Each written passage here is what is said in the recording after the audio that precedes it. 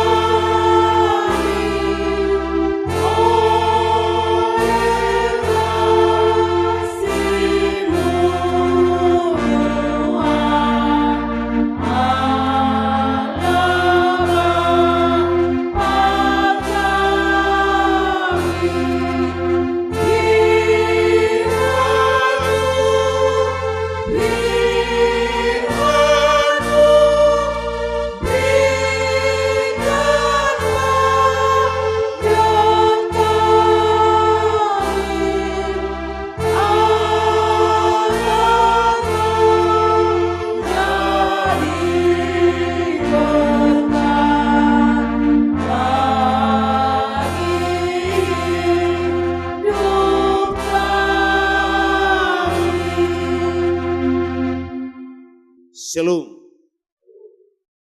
Bapak Ibu, saudara yang terkasih, demikian juga pemirsa kami yang ada di rumah. Kita telah tiba di Minggu Palmarum, Minggu Palma, Minggu Mare-Mare. Dan pada khotbah kita saat ini ada 3 poin yang menjadi pokok pengajaran bagi kita untuk menumbuh kembangkan iman kita. Yang pertama, bersukacita bersama di dalam Tuhan. Bersukacita bersama di dalam Tuhan.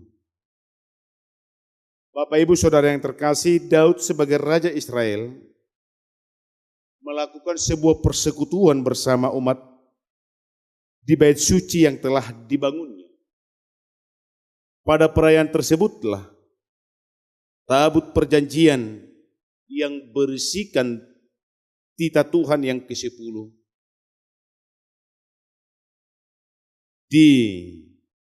diletakkan. Umat Israel memahami bahwa di mana tabut perjanjian itu ada, disitulah Allah hadir. Dan bersama dengan umat. Hal tersebut diyakini umat Israel dari perjalanan di padang gurun menuju tanah Kanaan, yang merupakan tanah perjanjian yang Allah berikan bagi umat Israel. Bersama umat Israel, Daud bersukacita atas kuasa dan perbuatan karya Tuhan bagi mereka. Sejak dari sejarah nenek moyang mereka yang keluar dari perbudakan Mesir hingga sampai di Kanaan. Sukacita itu mereka tunjukkan dengan memanjatkan pujian bagi Allah. Oleh sebab itulah Raja Daud dalam perayaan tersebut mengarahkan umat Israel agar memuji Allah yang menjadi sumber kekuatan mereka. Dikatakan, pujilah Allah, yakni Tuhan yang berasal dari sumber Israel. Boleh kita lihat pada ayat yang ke-27. Inilah gambaran sukacita besar bagi umat Israel. Sukacita besar juga telah Tuhan berikan bagi kita di dalam Yesus Kristus yang telah menebus kita. Seperti perjalanan umat Israel menuju Kanaan, demikian perjalanan hidup kita dalam mengikut Yesus. Banyak hambatan dan tantangan, namun dalam kemenangan Yesus, itulah yang menjadi perayaan besar bagi setiap orang percaya yang harus memuji dan memuliakan nama Tuhan. Itu makanya dikatakan di dalam Filipi 4 ayat 4, boleh kita baca, Bapak Ibu Saudara yang terkasih, bersukacitalah senantiasa dalam Tuhan. Sekali lagi kukatakan, setiap orang percaya kepada Tuhan, dia harus bersukacita. Bersukacitalah senantiasa dalam Tuhan, sekali lagi kukatakan bersukacitalah. Itulah yang dikatakan dalam Filipi 4 ayat 4. Dan dalam Tesalonika 5 ayat 16 hingga ayat 18, boleh kita baca lagi Bapak Ibu Saudara yang terkasih. Juga dikatakan di sana, bersukacitalah senantiasa, tetaplah berdoa, mengucap syukurlah dalam segala hal, sebab itulah yang dikehendaki Allah di dalam Kristus Yesus bagi kami. Itu makanya Bapak Ibu Saudara yang terkasih, Tuhan menginginkan bagi kita senantiasa bersukacita bersama di dalam Tuhan, dalam menggapai semua apa yang kita impikan di dalam hidup ini. Walaupun banyak tantangan, hambatan di dalam mengikuti Yesus. Tetapi jika kita sudah bersukacita di dalam Tuhan, pasti Tuhan akan memenangkan kita, memerdekakan kita di dalam persekutuan kita di dalam Tuhan. Yang kedua, Allah bertindak dalam kehidupan orang percaya. Bapak Ibu Saudara yang terkasih, Daud sebagai raja bangsa Israel dan sekaligus orang yang percaya kepada Allah. Kepercayaannya itu oleh karena persekutuannya yang setia bagi Tuhan. Timbul iman percaya Daud kepada Tuhan oleh karena dia bersekutu kepada Tuhan setiap saat. Setia bagi Tuhan sebagai raja pemimpin bangsa Israel. Sehingga yang walaupun dia diburu-buru Saul dan musuhnya yang lain, dia tidak takut karena Allah yang menjadi benteng hidupnya. Terlebih dalam perjalanan umat Israel dari Mesir ke negeri Kanaan, Daud memahami Allah lah yang menghardikkan binatang-binatang di laut di berau. Kalau di dalam Bibel bahasa Batak Toba dikatakan di sana akabuaya. Tuhan menghardikkan segala binatang buas yang ada di laut di berau. Dan juga penguasa-penguasa bangsa dalam perjalanan umat menuju Kanaan. Hal tersebut terjadi oleh karena kekuatan dan kuasa Allah bagi umat Israel. Allah yang bertindak dalam umatnya. Tindakan Allah itu menyelamatkan bagi setiap orang yang percaya padanya. Tindakan Allah itu sebagai tanda bukti pemeliharaan Allah terhadap umatnya. Tindakan Allah itu bukan hanya bagi Israel saja, namun bagi seluruh orang yang percaya kepadanya. Yang telah bertindak memulihkan, memperbaiki, dan menyelamatkan kita dari dosa di dalam Kristus Yesus yang telah mati di kayu salib, yang telah mati di Kalvari. Oleh sebab itu, kita sebagai orang percaya kepada Tuhan, hendaknya jangan ganggu dan bimbang akan kuasa dan kekuatan Tuhan di dalam setiap pergumulan hidup yang kita jalani.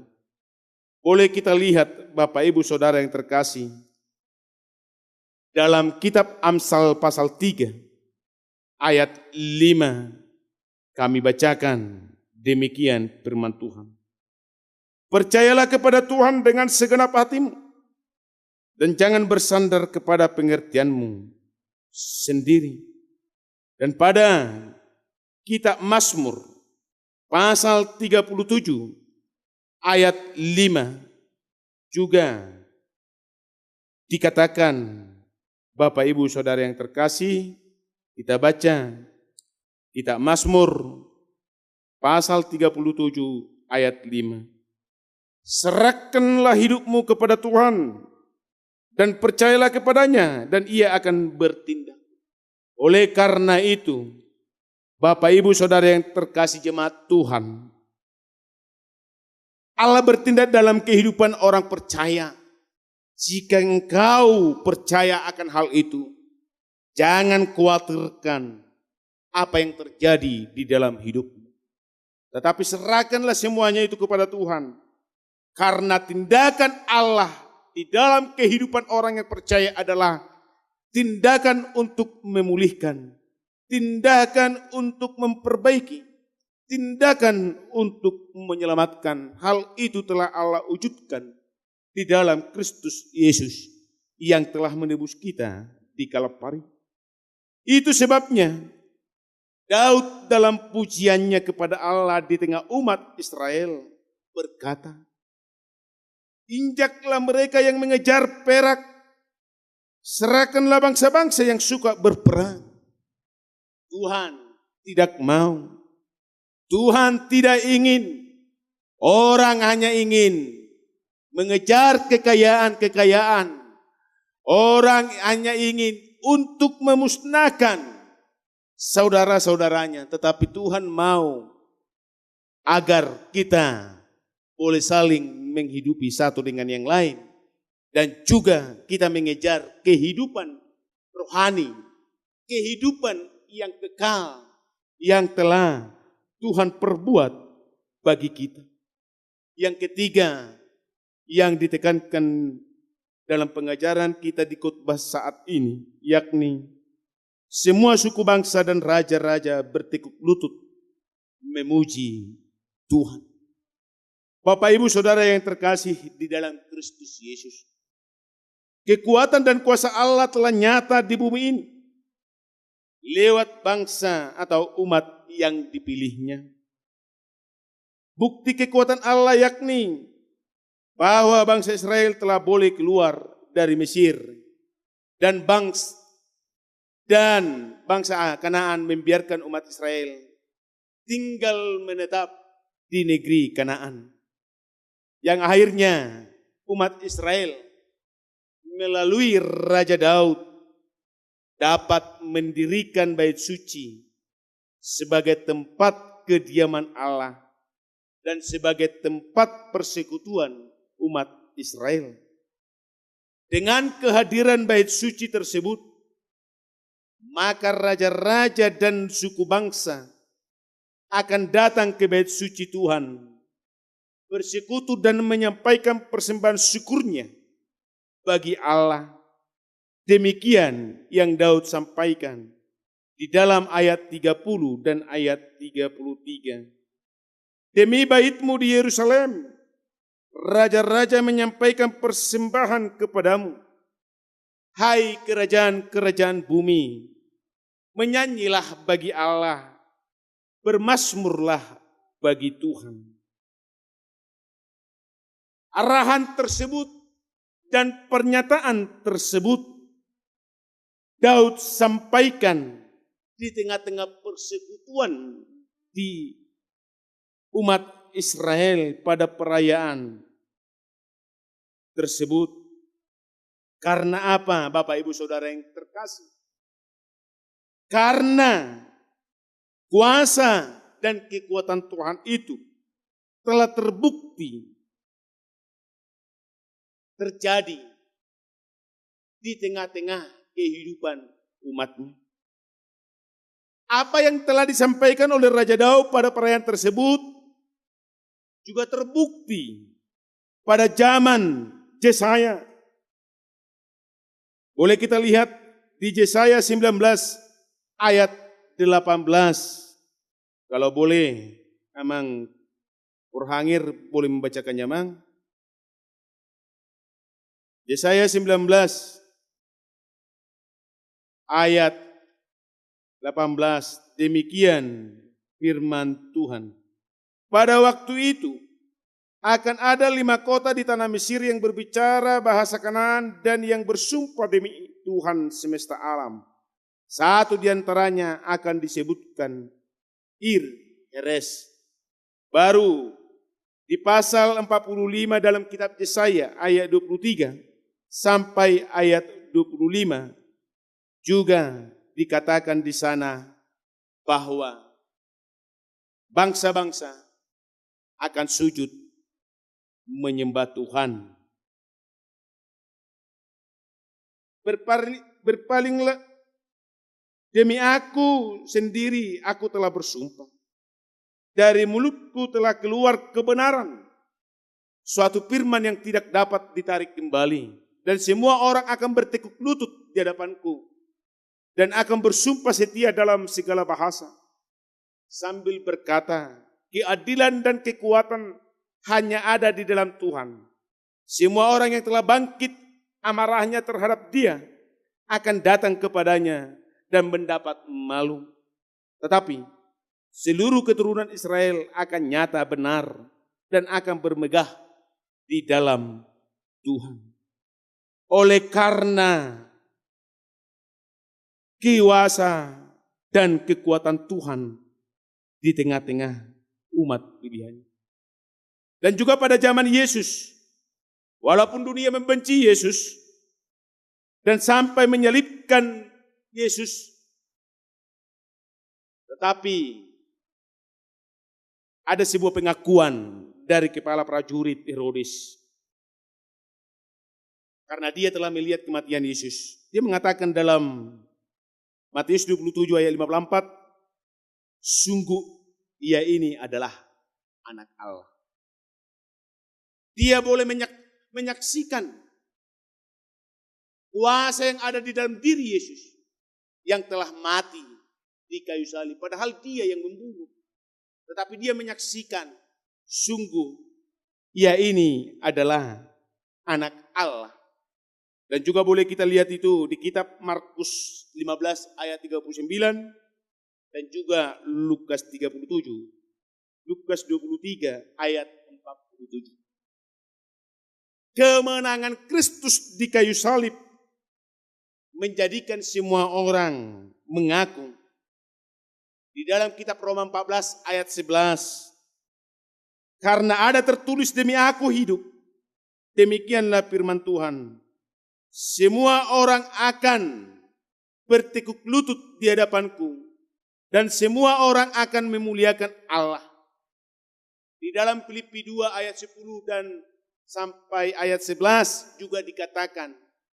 Supaya dalam nama Yesus bertekuk lutut yang ada di langit dan yang ada di atas bumi. Dan yang ada di bawah bumi. Dan segala lidah mengaku. Yesus Kristus adalah Tuhan. Bagi kemuliaan Bapa. Bapak Ibu Saudara yang terkasih di dalam Kristus Yesus. Setiap tahunnya umat Israel melakukan perayaan Paskah. Perayaan roti tidak beragi. Perayaan Itak Nasun Igar. Pada perayaan tersebut, umat Israel diingatkan akan sebuah peristiwa yang sungguh sangat besar. Kemenangan yang sangat luar biasa. Mereka terima di dalam sepanjang hidupnya dari Tuhan. Yakni mereka boleh keluar dari Mesir dan tinggal di negeri Kanaan. Negeri perjanjian yang telah Tuhan berikan bagi umat Israel. Mereka selamat oleh penyertaan Tuhan. Perayaan Paskah itu dilakukan di Yerusalem, di Bait Suci, di tempat kediaman Allah yang telah dibangun oleh Raja Daud pada mulanya. Itu sebabnya Yesus bersama muridnya pergi ke Yerusalem dalam perayaan tersebut. Jikalau kita lihat di dalam epistel kita tadi Bapak Ibu Saudara yang terkasih. Dikatakan di sana, Yesus menuju Yerusalem bersama murid-muridnya. Dalam perjalanan ke Yerusalem, orang-orang yang mengetahui bahwa Yesus ikut dalam perayaan Paskah itu menyambut dengan penuh sukacita. Tanda sukacita mereka membentangkan daun-daun palem dan selendang mereka untuk menjadikan karpet perjalanan Yesus serta menyorakkan sebuah pujian. Hosianna, diberkatilah dia yang datang dalam nama Tuhan, Raja Israel. Memang Bapak Ibu Saudara yang terkasih, pemahaman umat Israel terhadap Yesus sebagai Raja saat itu ialah Raja secara politis.